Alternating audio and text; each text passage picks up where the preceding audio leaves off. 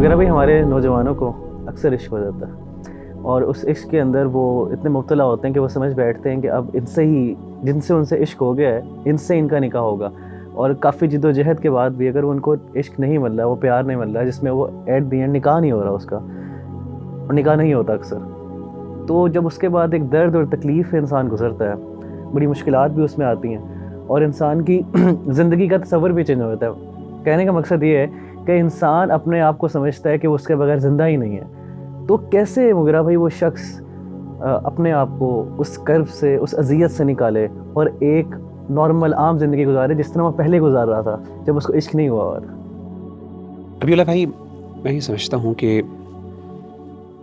یہ جو محبت تو انسان کے بعض اوقات اختیار میں نہیں ہوتی اور ہو بھی جاتی ہے، لیکن اس کے بغیر زندہ نہ رہنے کا جو تصور ہے وہ اس کے پیچھے ایک سوچ ہے، اور وہ سوچ یہ ہے کہ میں کبھی بھی اس کے بغیر خوش نہیں رہ سکتا یا رہ سکتی۔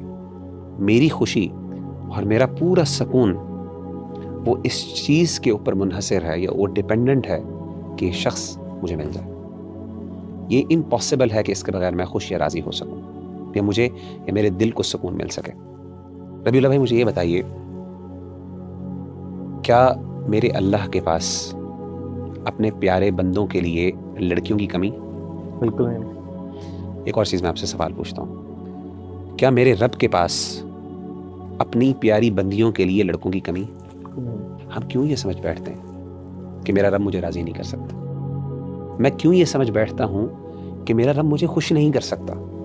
میری کیوں خوشی اسی شخص کے ساتھ معلق ہے؟ میں آپ کو ایک واقعہ بیان کرتا ہوں، ایک محبت کی کہانی چھوٹی سی آپ کے گوش گزار کر دیتا ہوں۔ حضرت ام سلمہ رضی اللہ تعالی عنہ کو اپنے شوہر ابو سلمہ سے بہت محبت تھی۔ ابو سلمہ کو احد کے دن چوٹ لگی، زخم لگا، اور اس کے بعد وہ اللہ تعالیٰ کو پیارے ہو گئے کچھ دیر بیماری کے بعد۔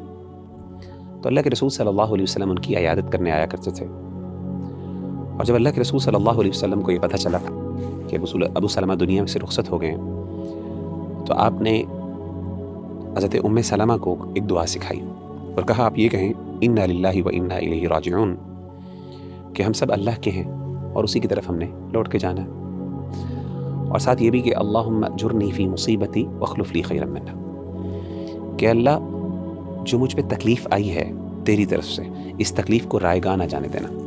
کیا مطلب ہے؟ کہ اس تکلیف کے بدلے مجھے کچھ نہ کچھ اجر ضرور دینا، یعنی یہ ضائع نہ ہو جائے، یہ نہ ہو کہ بس یہ ہو گئی، میرا دل ٹوٹ گیا، یا جو بھی میرے ساتھ معاملہ ہوا وہ میری غلطی تھی نہیں تھی ایک علیحدہ بات، لیکن اللہ یہ تکلیف جو ہے یہ میرے اوپر آزمائش ہے، میں اس پہ صبر کرتی ہوں یا کرتا ہوں، اللہ اس کو رائے گاہ نہ جانے دینا۔ واخلف لی خیرا منہ، اور اللہ مجھے اس سے بہتر عطا کر۔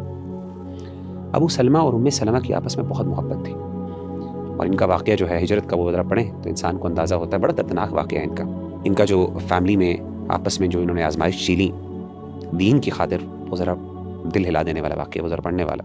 تو حضرت ام سلمہ کہتی ہیں کہ میں یہ سوچا کرتی تھی، یہ دعا تو میں نے پڑھ لی کہ اللہ مجھے اس سے بہتر عطا کرے، کہتی مجھے یہ سمجھ نہیں آتی تھی، یعنی میرے دل میں جو ابو سلمہ کے لیے محبت تھی وہ کون شخص لے سکتا ہے؟ کہتے مجھے یہ بات ہضم نہیں ہوتی تھی، مجھے سمجھ نہیں آتی تھی کہ کون ابو سلمہ سے میرے لیے بہتر ہو سکتا ہے۔ انسان بھی یہ سمجھتا ہے محبت اور عشق میں کہ اس بندے کی جگہ کون لے سکتا ہے، اس سے بہتر کون ہو سکتا ہے، اصل میں یہی سوال ہے۔ تو کہتے لیکن میں پھر بھی اس پر اعتماد کرتے ہوئے، توکل کرتے ہوئے دعا پڑھ لیتی، اللہ مجھے بہتر عطا کر۔ میرے نبی نے کہا کہ مجھے بہتر مل سکتا، میرا رب کہتا ہے کہ تجھے بہتر مل سکتا۔ مختلف رشتے آئے، سیدنا ابو بکر کے آئے، بڑے لوگوں کے رشتے آئے، نہیں مطمئن ہوئی، یہاں تک کہ اللہ کے رسول صلی اللہ علیہ وسلم کا رشتہ آ گیا۔ جب اللہ کے رسول صلی اللہ علیہ وسلم سے آپ کی شادی ہوئی ام سلمہ کی، کہتی ہیں سبحان اللہ، مجھے اندازہ ہوا کہ واقعی میرے رب کو پتہ ہے کہ مجھے اس سے زیادہ خوشی مل سکتی ہے اور مجھے ملی۔